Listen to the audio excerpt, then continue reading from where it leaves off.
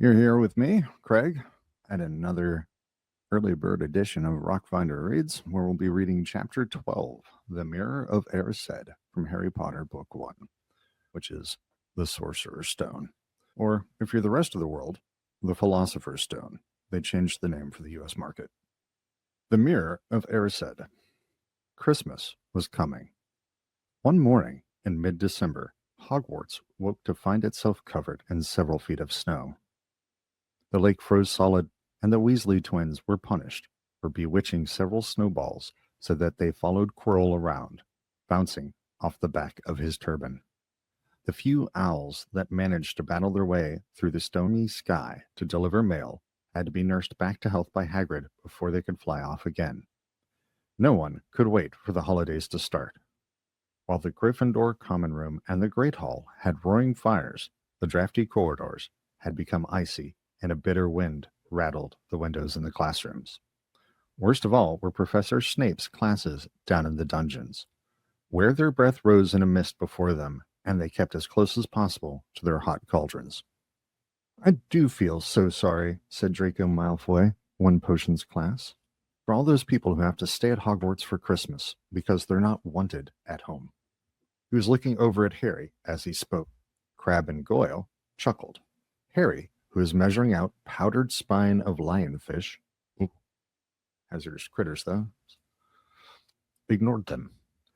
Malfoy had been even more unpleasant than usual since the Quidditch match.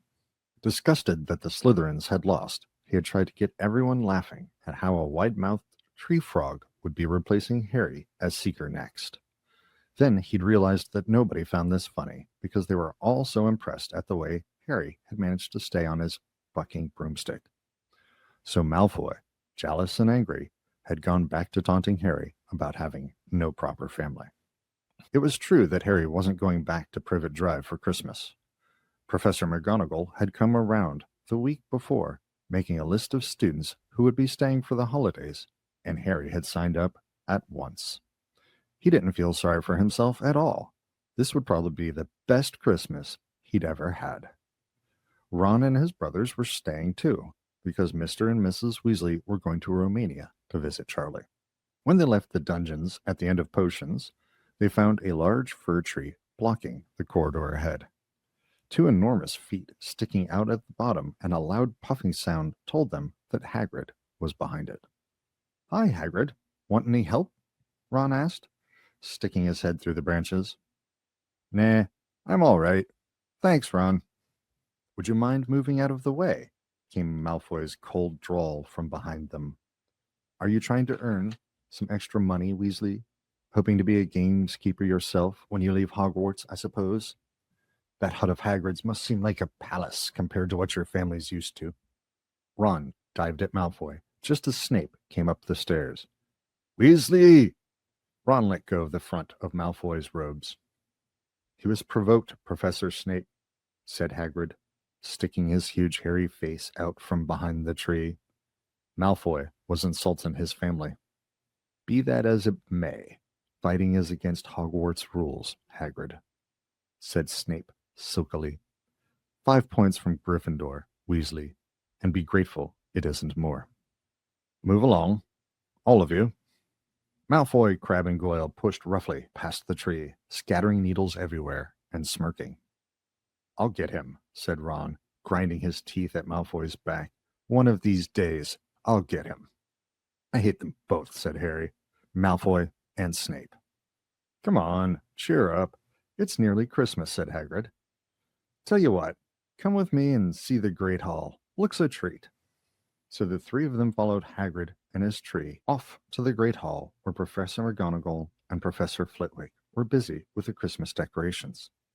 "Ah, Hagrid, the last tree. Put it in the far corner, would you?"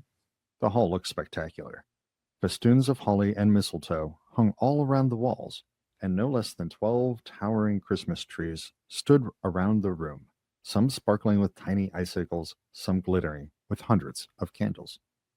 "How many days you got left until your holidays?" Hagrid asked. "Just one," said Hermione, "and that reminds me. Harry, Ron, we've got half an hour before lunch. We should be in the library." "Oh yeah, you're right," said Ron, tearing his eyes away from Professor Flitwick, who had golden bubbles blossoming out of his wand and was trailing them over the branches of the new tree. "The library," said Hagrid, following them out of the hall. "Just before the holidays? Bit keen, aren't you?" "Oh, we're not working," Harry told him brightly.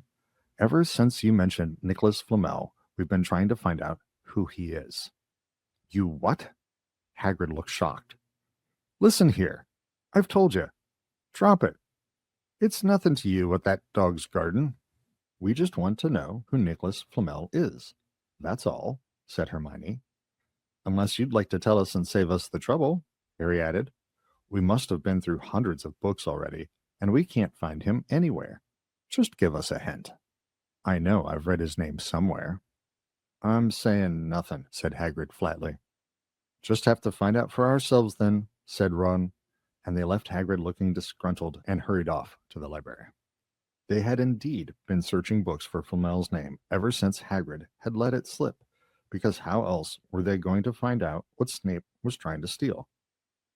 The trouble was, it was very hard to know where to begin, not knowing what Flamel might have done to get himself into a book. He wasn't in Great Wizards of the 20th century, or notable magic names of our time. He was missing, too, from important modern magical discoveries and a study of recent developments in wizardry. And then, of course, there was the sheer size of the library. Tens of thousands of books, thousands of shelves, hundreds of narrow rows. Hermione took out a list of subjects and titles she had decided to search, while Ron strode off down a row of books and started pulling them off the shelves at random. Harry wandered over to the restricted section. He had been wondering for a while if Flamel wasn't somewhere in there. Unfortunately, he needed a specially signed note from one of the teachers to look in any of the restricted books, and he knew he'd never get one. These were the books containing powerful dark magic never taught at Hogwarts, and only read by older students studying advanced defense against the dark arts. "What are you looking for, boy?" "Nothing," said Harry. Madame Pence, the librarian, brandished a feather duster at him. "You'd better get out then. Go on. Out." Wishing he'd been a bit quicker at thinking up some story, Harry left the library. He, Ron, and Hermione had already agreed they'd better not ask Madame Pence where they could find Flamel. They were sure she'd be able to tell them, but they couldn't risk Snape hearing what they were up to. Harry waited outside in the corridor to see if the other two had found anything, but he wasn't very hopeful. They had been looking for 2 weeks, after all. But as they only had odd moments between lessons, it wasn't surprising they'd found nothing. What they really needed was a nice long search without Madame Pence breathing down their necks. 5 minutes later, Ron and Hermione joined them, shaking their heads.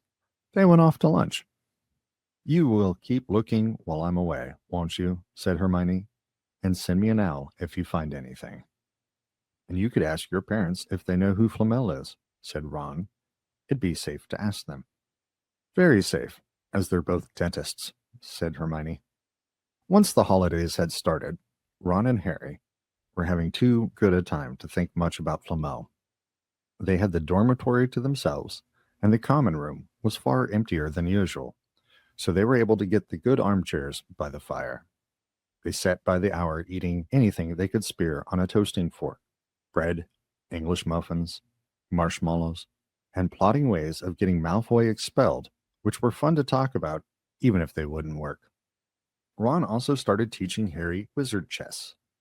This was exactly like Muggle chess, except that the figures were alive, which made it a lot like directing troops in battle. Ron's set was very old and battered. Like everything else he owned, it had once belonged to someone else in his family, in this case, his grandfather. However, old chessmen weren't a drawback at all. Ron knew them so well, he never had trouble getting them to do what he wanted. Harry played with the chessman Seamus Finnegan had lent him, and they didn't trust him at all. He wasn't a very good player yet, and they kept shouting different bits of advice at him, which was confusing. "Don't send me there. Can't you see his knight? Send him. We can afford to lose him." Oh, like a real battlefield then. On Christmas Eve, Harry went to bed looking forward to the next day, the food and the fun, but not expecting any presents at all. When he woke early in the morning, however, the first thing he saw was a small pile, of packages at the foot of his bed. Merry Christmas, said Ron sleepily as Harry scrambled out of bed and pulled on his bathrobe. You too, said Harry. Will you look at this? I've got some presents. What did you expect? Turnips? Said Ron, turning to his own pile, which was a lot bigger than Harry's. Harry picked up the top parcel. It was wrapped in thick brown paper, and scrawled across it was, To Harry, from Hagrid. Inside was a roughly cut wooden flute. Hagrid had obviously whittled it himself. Harry blew it. It sounded a bit like an owl. A second, very small parcel contained a note. We received your message and enclose your Christmas present from Uncle Vernon and Aunt Petunia. Taped to the note was a 50-pence piece.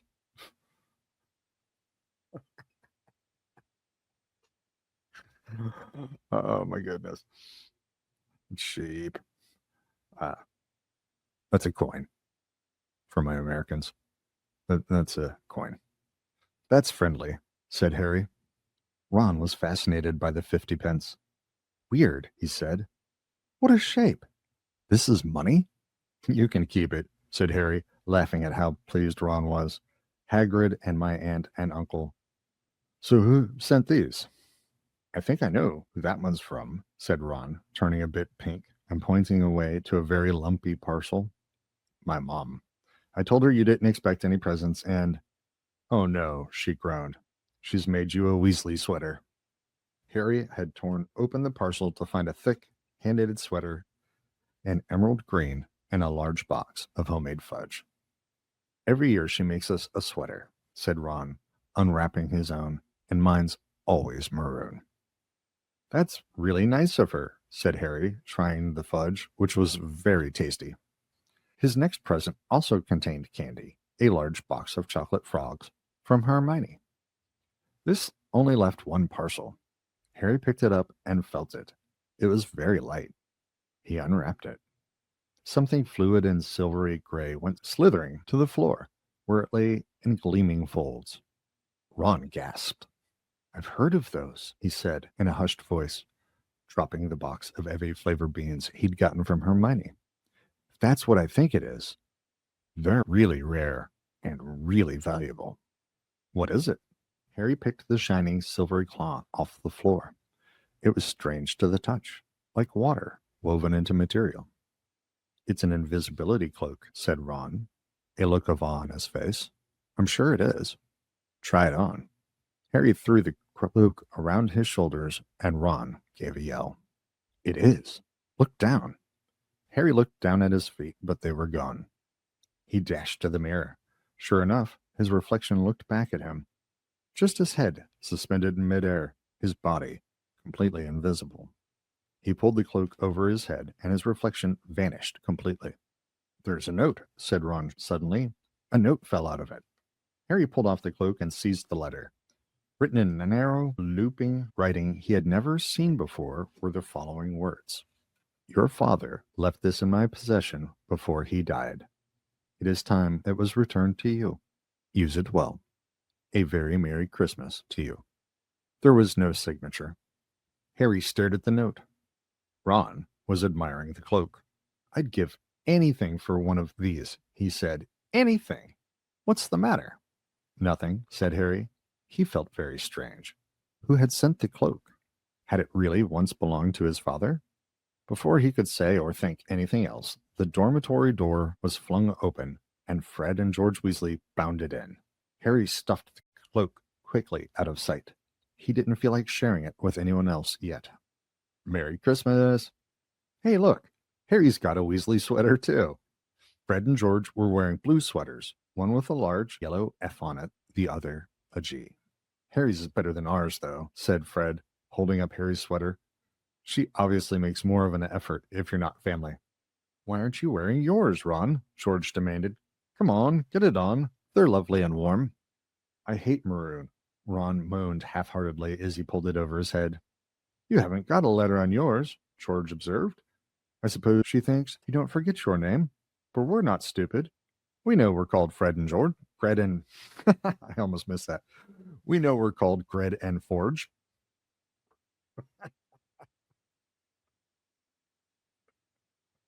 Sorry, guys. I got gut. What's all this noise? Percy Weasley stuck his head through the door, looking disapproving. He had clearly gotten halfway through unwrapping his presents as he, too, carried a lumpy sweater over his arm, which Fred seized. P for prefect. Get it on, Percy. Come on. We're all wearing ours. Even Harry got one. I don't want, said Percy thickly, as the twins forced the sweater over his head, knocking his glasses askew. And you're not sitting with the prefects today, either, said George. Christmas is a time for family. They frog-marched Percy from the room, his arms pinned to his side by his sweater. Harry had never, in all his life, had such a Christmas dinner. 100 fat roast turkeys, mountains of roast and boiled potatoes, platters of chipolatas, tureens of buttered peas, silver boats of thick rich gravy and cranberry sauce, and stacks of wizard crackers every few feet along the table. These fantastic party favors were nothing like the feeble muggle ones the Dursleys usually bought, with their little plastic toys and their flimsy paper hats inside. Harry pulled a wizard cracker with Fred, and it didn't just bang. It went off with a blast like a cannon, and engulfed them all in a cloud of blue smoke, while from the inside exploded a rear admiral's hat and several live white mice. Up at the high table, Dumbledore had swapped his pointed wizard's hat for a flowered bonnet, and was chuckling merrily at a joke that Professor Flitwick had just read him. Flaming Christmas puddings followed the turkey. Percy nearly broke his teeth on a silver sickle embedded in his slice. Harry watched Hagrid getting redder and redder in the face as he called for more wine, finally kissing Professor McGonagall on the cheek, who, to Harry's amazement, giggled and blushed, her top hat lopsided. When Harry finally left the table, he was laden down with a stack of things out of the crackers, including a pack of non-explodable luminous balloons, a grow-your-own-warts kit, and his own new wizard chess set. The white mice had disappeared, and Harry had a nasty feeling they were going to end up as Mrs. Norris's Christmas dinner. Harry and the Weasleys spent a happy afternoon having a furious snowball fight on the grounds. Then, cold, wet, and gasping for breath, they returned to the fire in the Gryffindor Commons room, where Harry broke in his new chess set by losing spectacularly to Ron. He suspected he wouldn't have lost so badly if Percy hadn't tried to help him so much. After a meal of turkey sandwiches, crumpets, trifle, and Christmas cake, everyone felt too full and sleepy to do much before bed except sit and watch Percy chase Fred and George all over Gryffindor Tower because they'd stolen his prefect badge. It had been Harry's best Christmas day ever. Yet something had been nagging at the back of his mind all day. Not until he climbed into bed was he free to think about it. The invisibility cloak and whoever had sent it. Ron, full of turkey and cake and with nothing mysterious to bother him, fell asleep almost as soon as he'd drawn the curtains of his four-poster. Harry leaned over the side of his own bed and pulled the cloak out from under it. His father's. This had been his father's. He let the material flow over his hands, smoother than silk, light as air. Use it well, the note had said. He had to try it now. He slipped out of bed and wrapped the cloak around himself. Looking down at his legs, he saw only moonlight and shadows. It was a very funny feeling. Suddenly, Harry felt wide awake. The whole of Hogwarts was open to him in this cloak. Excitement flooded through him as he stood there in the dark and silence. He could go anywhere in this, anywhere, and Filch would never know. Ron grunted in his sleep. Should Harry wake him? Something held him back. His father's cloak. He felt that this time, the first time, he wanted to use it alone. He crept out of the dormitory, down the stairs, across the common room, and climbed through the portrait hole.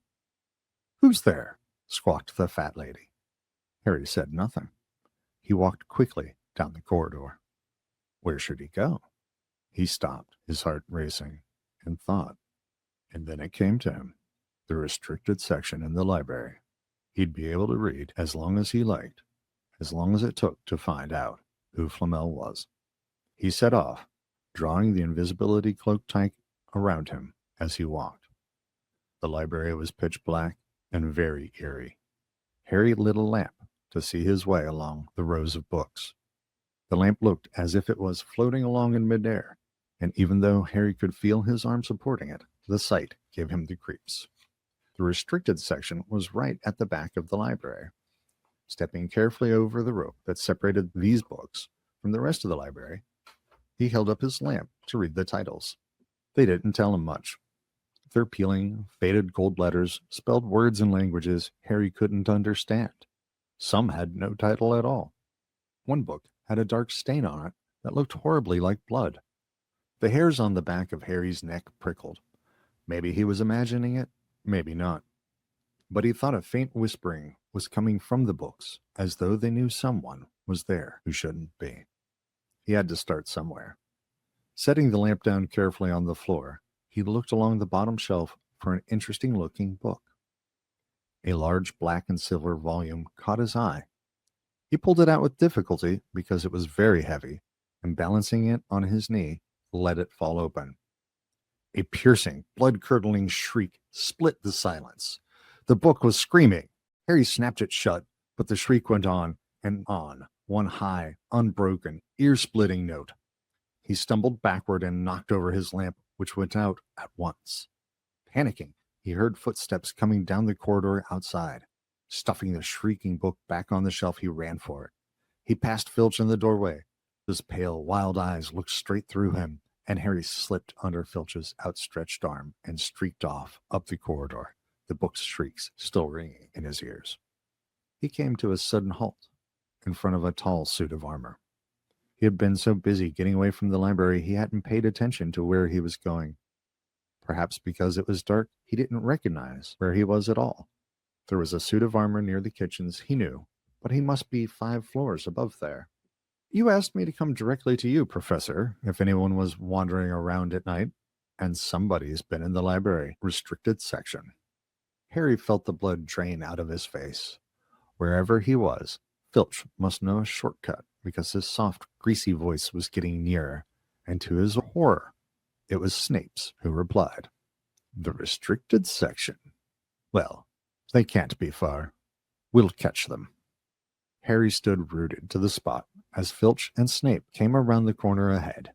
They couldn't see him, of course, but it was a narrow corridor, and if they came much nearer, they'd knock right into him. The cloak didn't stop him from being solid. He backed away as quietly as he could. A door stood ajar to his left. It was his only hope. He squeezed through it, holding his breath, trying not to move, and to his relief, he managed to get inside the room without their noticing anything. They walked straight past, and Harry leaned against the wall, breathing deeply, listening to their footsteps dying away. That had been close, very close. It was a few seconds before he noticed anything about the room he had hidden in. It looked like an unused classroom. The dark shapes of desks and chairs were piled against the walls, and there was an upturned waste paper basket. But propped against the wall facing him was something that didn't look as if it belonged there, something that looked as if someone had just put it there to keep it out of the way. It was a magnificent mirror, as high as the ceiling, with an ornate gold frame, standing on 2 clawed feet. There was an inscription carved around the top. Erised stra ebru ot ube Kafru ot on Holsey. His panic fading now that there was no sound of Filch and Snape. Harry moved nearer to the mirror, wanting to look at himself, but see no reflection again. He stepped in front of it. He had to clap his hands to his mouth to stop himself from screaming. He whirled around. His heart was pounding far more furiously than what the book had screamed, for he had seen not only himself in the mirror, but a whole crowd of people standing right behind him. But the room was empty. Breathing very fast, he turned slowly back to the mirror. There he was, reflected in it, white and scared looking, and there, reflected behind him, were at least 10 others. Harry looked over his shoulder, but still no one was there. Or were they all invisible too? Was he, in fact, in a room full of invisible people, and this mirror's trick was that it reflected them, invisible or not? He looked in the mirror again. A woman, standing right behind his reflection, was smiling at him and waving. He reached out a hand and felt the air behind him. If she was really there, he'd touch her. Their reflections were so close together. But he felt only air. She and the others existed only in the mirror. She was a very pretty woman. She had dark red hair and her eyes. Her eyes are just like mine, Harry thought, edging a little closer to the glass. Bright green, exactly the same shape. But then he noticed that she was crying, smiling, but crying at the same time. The tall, thin, black-haired man standing next to her put his arm around her. He wore glasses, and his hair was very untidy. It stuck up at the back, just as Harry's did. Harry was so close to the mirror now that his nose was nearly touching that of his reflection. "Mom," he whispered. "Dad." They just looked at him, smiling. And slowly, Harry looked into the faces of the other people in the mirror and saw other pairs of green eyes like his, other noses like his, and even a little old man who looked as though he had Harry's knobbly knees. Harry was looking at his family for the first time in his life. The Potter smiled and waved at Harry, and he stared hungrily back at them, his hands pressed flat against the glass as though he was hoping to fall right through it and reach them. He had a powerful kind of ache inside him, half joy, half terrible sadness. How long he stood there, he didn't know. The reflections did not fade, and he looked and looked until a distant noise brought him back to his senses. He couldn't stay here. He had to find his way back to bed. He tore his eyes away from his mother's face, whispered, "I'll come back," and hurried from the room. "You could have woken me up," said Ron crossly. "You can come tonight. I'm going back. I want to show you the mirror." "I'd like to see your mom and dad," Ron said eagerly. "And I want to see all your family, all the Weasleys. You'll be able to show me your other brothers and everyone." "You can see them any old time," said Ron. "Just come around my house this summer. Anyway, maybe it only shows dead people. Shame about not finding Flamel, though. Have some bacon or something? Why? Aren't you eating anything?" Harry couldn't eat. He had seen his parents and would be seeing them again tonight. He had almost forgotten about Flamel. It didn't seem very important anymore. Who cared what the three-headed dog was guarding? What did it matter if Snape stole it really? "Are you all right?" said Ron. "You look odd." What Harry feared most was that he might not be able to find the mirror room again. With Ron covered in the cloak too, they had to walk much more slowly the next night. They tried retracing Harry's route from the library, wandering around the dark passageways for nearly an hour. "I'm freezing," said Ron. "Let's forget it and go back." "No," Harry hissed. "I know it's here somewhere." They passed the ghost of a tall witch, gliding in the opposite direction, but saw no one else. Just as Ron started moaning that his feet were dead with cold, Harry spotted the suit of armor. "It's here. Just here. Yes." They pushed the door open. Harry dropped the cloak from around his shoulders and ran to the mirror. There they were. There they were. His mother and father beamed at the sight of him. "See?" Harry whispered. "I can't see anything. Look. Look at them all. There are loads of them." "I can only see you." "Look at it properly. Go on. Stand where I am." Harry stepped aside, but with Ron in front of the mirror, he couldn't see his father anymore. Just Ron in his paisley pajamas. Ron, though, was staring transfixed at his image. "Look at me," he said. "Can you see all your family standing around you?" "No, I'm alone." But I'm different. I look older. And I'm head boy. What? I am. I'm wearing the badge like Bill used to. And I'm holding the house cup and the Quidditch cup. I'm Quidditch captain too. Ron tore his eyes away from this splendid sight to look excitedly at Harry. Do you think this mirror shows the future? How can it? All my family are dead. Let me have another look. You had it to yourself all last night. Give me a bit more time. You're only holding the Quidditch cup. What's interesting about that? I want to see my parents. Don't push me. A sudden noise outside in the corridor put an end to their discussion. They hadn't realized how loudly they had been talking. Quick! Ron threw the cloak back over them as the luminous eyes of Mrs. Norris came round the door. Ron and Harry stood quite still, both thinking the same thing. Did the cloak work on cats? After what seemed an age, she turned and left. This isn't safe. She might have gone for Filch. I bet she heard us. Come on. And Ron pulled Harry out of the room. The snow still hadn't melted the next morning. Want to play chess, Harry? Said Ron. No. Why don't we go down and visit Hagrid? No. You go. I know what you're thinking about, Harry. That mirror. Don't go back tonight. Why not? I don't know. I've just got a bad feeling about it. And anyway, you've had too many close shaves already. Filch, Snape, and Mrs. Norris around. So what if they can't see you? What if they walk into you? What if you knock something over? You sound like Hermione. I'm serious, Harry. Don't go. But Harry only had one thought in his head, which was to get back in front of the mirror, and Ron wasn't going to stop him. We know that the mirror is going to show us what we truly need. Apparently, Weasley's need to be famous and not be in the shadow of his family isn't that big. Harry's need, however, is a core and driving need, which means it's a tool that can be used to manipulate him. That third night, he found his way more quickly than before.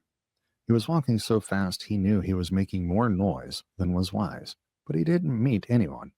And there were his mother and father smiling at him again, and one of his grandfathers nodding happily. Harry sank down to sit on the floor in front of the mirror. There was nothing to stop him from staying here all night with his family. Nothing at all. So, that sounds like an addiction forming. We've cleared off the calendar and nothing else matters. So, back again, Harry. Harry felt as though his insides had turned to ice. He looked behind him. Sitting on one of the desks by the wall was none other than Albus Dumbledore. Harry must have walked straight past him, so desperate to get to the mirror, he hadn't noticed him. I didn't see you, sir. Strange how nearsighted being invisible can make you, said Dumbledore, and Harry was relieved to see that he was smiling. So, said Dumbledore, slipping off the desk to sit on the floor with Harry, you, like hundreds before you, have discovered the delights of the Mirror of Erised. I didn't know it was called that, sir, but I expect you've realized by now what it does. It shows me my family, and it showed your friend Ron himself as head boy. How did you know? I don't need a cloak to become invisible, said Dumbledore gently. Now, can you think what the Mirror of Erised shows us all? Harry shook his head. Let me explain. The happiest man on earth would be able to use the Mirror of Erised like a normal mirror. That is, he would look into it and see himself exactly as he is. Does that help? Harry thought. Then he said slowly, it shows us what we want, whatever we want. Yes and no, said Dumbledore quietly. It shows us nothing more or less than the deepest, most desperate desires of our hearts. You, who have never known your family, see them standing around you. Ronald Weasley, who has always been overshadowed by his brothers, sees himself standing alone, the best of all of them. However, this mirror will give us neither knowledge or truth. Men have wasted away before it, entranced by what they have seen, or have been driven mad, not knowing if what it shows is real or even possible. The mirror will be moved to a new home tomorrow, Harry, and I ask you not to go looking for it again. If you ever do run across it, you will now be prepared. It does not do to dwell on dreams and forget to live. Remember that. Now, why don't you put that admirable cloak back on and get off to bed? Harry stood up. Professor Dumbledore, can I ask you something? Obviously. You've just done so. Dumbledore smiled. You may ask me one more thing, however. What do you see when you look in the mirror? I see myself holding a pair of thick woolen socks. Harry stared. One can never have enough socks, said Dumbledore. Another Christmas has come and gone, and I didn't get a single pair. People will insist on giving me books.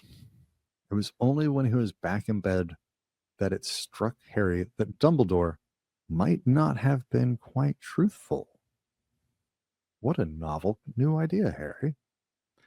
But then he thought, as he shoved Scabbers off his pillow, it had been quite a personal question. All right, and that concludes chapter 12. Thanks for joining me today, and I'll see you all soon. Have a great day.